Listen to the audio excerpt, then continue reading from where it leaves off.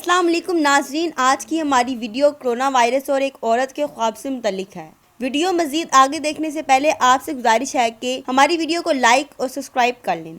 लोगों के मुताबिक मक्का की इस औरत ने ख्वाब में देखा है कि आप सल्लल्लाहु अलैहि वसल्लम तशरीफ़ लाए हैं और फरमाया है कि दुनिया में ये बीमारी जिसका नाम कोरोना वायरस है और इसका इलाज नहीं है, तमाम उम्मत से कहो कि कुरान पाक की सूरत बकरा और 28वें पारा में बाल रखे हैं, इनको पानी में डालकर पियो तो शिफा हो जाएगी। इस वाक़या को सुनने के बाद बहुत से लोगों ने कुरान पाक में बाल तलाश किए हैं और अक्सरियत को बाल मिले भी हैं। आपके सामने भी वीडियो में कुरान पाक से बाल निकलेंगे, लेकिन इस वाक़े में कितनी सी सच्चाई है, वो खातून कौन है, इसका कहाँ से ताल्लुक़ है, इसका क्या मुकाम और दर्जा है, कोई नहीं जानता। और अगर आप सल्लल्लाहु अलैहि वसल्लम ने दुनिया को आगाह भी करना था तो क्या बाल के ज़रिए ही इलाज मुमकिन था?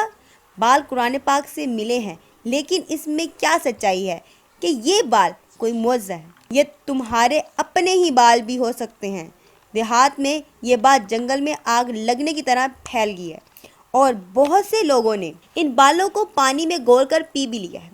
अल्लाह ही सबसे बेहतर जानता है और इसकी ज़ात के सिवा कोई नहीं जानता कि इस बात में कितनी सच्चाई है।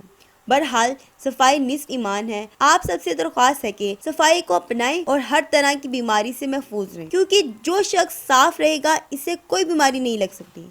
आप भी अपने कुरान में बाल देखें और कमेंट में ज़रूर बताएं। अगर आप भी कुछ कहना चाहते हैं या आपको इस वाक़े में कोई सच्चाई लगती है तो ज़रूर बताएं।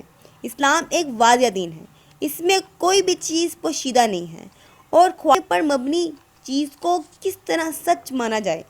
हाँ, ख्वाब सच्चे भी होते हैं, लेकिन इस वाक़े में सच्चाई है या नहीं, अल्लाह की ज़ात बेहतर जानती है। Thanks for watching video and take care.